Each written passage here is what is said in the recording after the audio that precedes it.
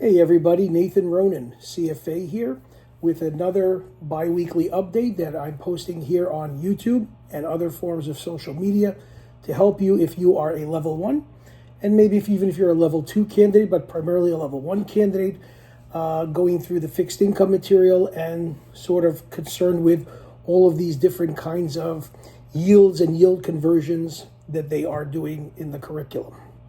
If you're that person, you might want to listen to this little presentation here, or this little update. I'm going to cover specifically 4 different kinds of periodic yields or yields that are discussed in the curriculum.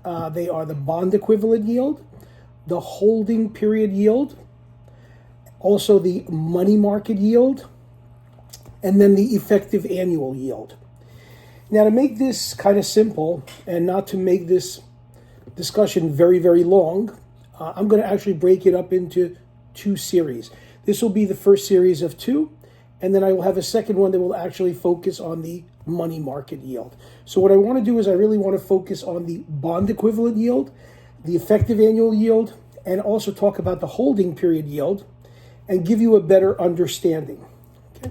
If you like this kind of thing, please press the subscribe button now and hit the notifications bell so that you can continue to receive these updates as I post them on a weekly or bi-weekly basis for your benefit. And if you have any questions, you can always reach out to me.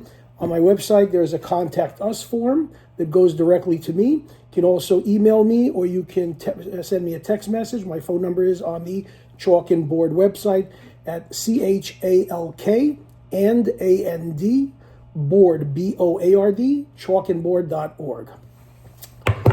Okay, it is coming down to the wire for one of the level 1 exams, and as that occurs, I continue to get flooded with emails, text messages, or just phone calls.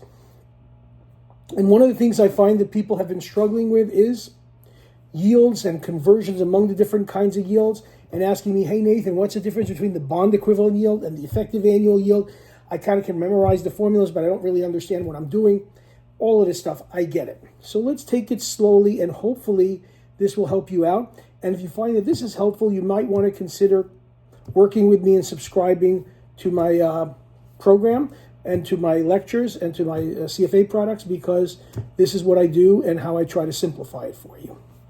Okay, first of all, let's talk about what is a holding period yield, also known as a holding period return. Okay, a holding period yield or holding period return is the actual return that you're getting on that investment, particularly a bond, over the period that you are holding it. That's it. That's what it's called, a holding period return. Okay. So, for example, if you buy a $1 million face value T-bond, okay, and you're going to hold it for 3 months until maturity, and you purchased it today for $980,000, you could just say 1 million minus 980,000. That's the discount that you got, divided by the purchase price of 980,000. That would give you the holding period return, or the holding period yield on that T-bill, that 1-year T-bill that you're only holding for 3 months. How it would be the actual return over that 3-month period. The end. Nothing else to it. Not complicated. Okay, but let's take this a little step further. Okay, let's talk about the bond equivalent yield and the effective annual yield.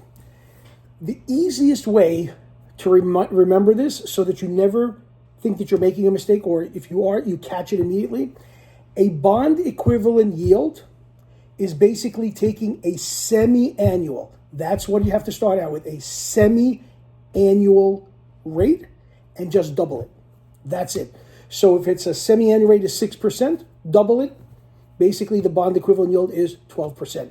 You don't say, okay, 3% quarterly times 4 makes 12%. That's my bond equivalent. No. I'm just going to say it again very carefully. According to the CFA program, according to the level 1 curriculum, because we're mostly dealing with U.S. corporate bonds in this curriculum, we take and U.S. bonds, corporate bonds, pay interest on a semi-annual basis. We simply take a semi-annual rate and we double it. That's how you come up with the bond equivalent yield. Not anything more complicated than that. And basically what you're doing here is simple, basically like simple interest, simple computation. So let's, and then the equivalent annual yield, to remember this, to distinguish the bond equivalent yield from the effective annual yield. The effective annual yield will always use exponents if you're going to go from, let's say, a semi-annual rate to an annual rate. And it will use square roots because the square root is the opposite of the exponents if you're going from an annual rate to a semi-annual rate using the effective annual yield. So the effective annual yield always uses exponents or square roots, and the bond equivalent yield is just taking a semi-annual rate and doubling it. Get that in your notes. Make sure you know it.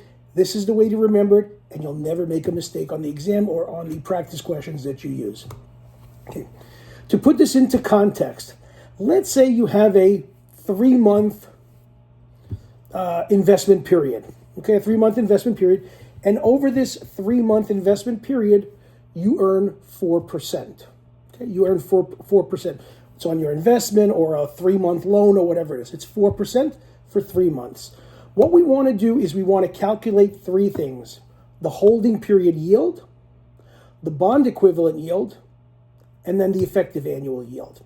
Now, again, I could just put up a whole bunch of screens and show this to you. Let's just work on this together, because if you listen and you work it out, you can stop me anytime. You will understand better and you will master it, as opposed to me or just memorizing PowerPoint slides.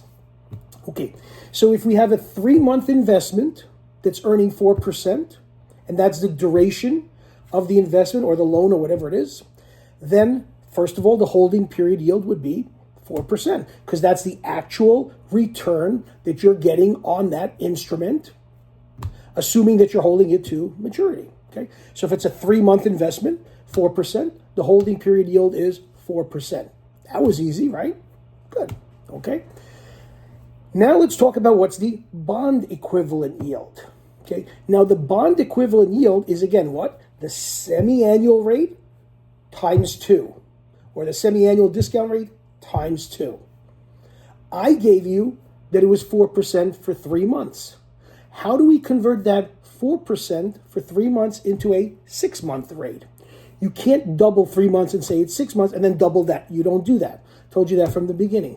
So what you do is you take the 4% and you square it, okay? By taking 3 months and squaring it instead of the 3-month return, and squaring it instead of doubling it, you will have converted it to a semi-annual discount rate. So you would say 1.04 squared minus 1 is equal to 8.16%. You can check me on the calculation.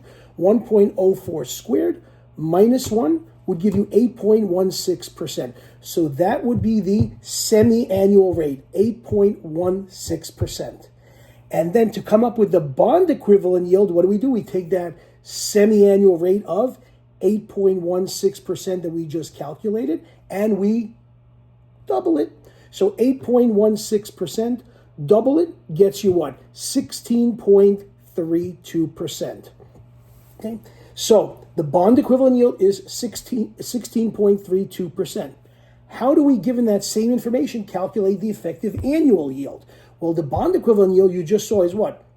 Like simple interest, right? You're just taking a semi-annual rate and doubling it. The effective annual yield is going to be having what? Compounded interest, interest on interest. So it's going to have to be higher than the bond equivalent yield. It'll have to be higher than 16.32% on an annual basis. So let's calculate the effective annual yield, again, when the 3-month return is 4%. What you can do in this case is you could take the 4%, which is for 3 months, 1.04, right? And then what you could do is you can raise it to the 4th power. You can raise it to the 4th power, because again, what you're doing is you're putting it from a quarterly to an annual. So there's 4 quarters in the year. 1.04 to the 4th minus 1, and you should get 16.98%, around 17%. So as you can see, the effective annual yield always uses exponents. Always uses exponents to create that annualized yield, or that effective annual yield. The bond equivalent yield, first converts it into a semi-annual discount rate and then doubles it. That is the key distinction. And the other thing to keep in mind is that the effective annual yield is going to be higher than the bond equivalent yield. As I just showed you, 16.98% versus 16.32%. Okay.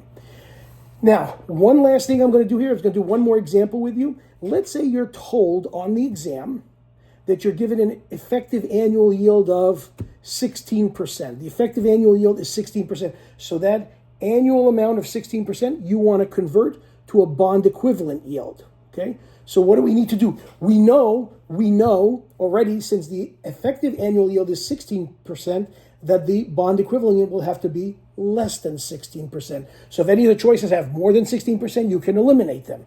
So how do we do that? We take the effective annual yield of 16% and we convert it into a semi-annual rate. Why? Because then we could take the semi-annual rate multiplied by 2 and get the bond equivalent yield. So we take the effective annual yield of 16% and we're going to take the square root of 1.16. 16% plus the principal, 1.16. We're going to take the square root of that, subtract 1, and you should get, if my math is not off, around 7.7%. 7.7%. Good. So there now you have a semi-annual rate because you took what? The square root, 0.5. Instead of raising it to 2, you took half. So you raised it to the half. Okay. So you get 7.7%, and now you take that 7.7% semi-annual rate that you just calculated and you double it, and that gives you 15.4, and you have that 15.4 would be your bond equivalent yield. So notice that the bond equivalent yield of 15.4 is less than the effective annual yield of 16%. So should you know this stuff for the purposes of the exam? Absolutely. Do they ask it all the time? They might ask you 1, 2 questions on it. Who does, they don't have to. Is it something that you need to understand? Yes, because you need to be able to, as a portfolio manager or as an analyst, be able to compare the returns on investment when they have different levels of compounding, or they have different periodic payments. You need to know how to put them on an equivalent basis annually to see which is giving you the highest annual return. Okay, so in the next section, I'm going to go over the money market yield, and then I'll be comparing that money market yield with an effective annual yield and a bond equivalent yield and a holding period yield. So stay tuned for the second part in this series, but I wanted to at least do this so you had some kind of basis to understand the difference between a holding period return and a bond equivalent yield and an effective annual yield. Hope you found this helpful, and if you did, please consider working with me because I'd love to help you get through your level 1 exam. Thank you.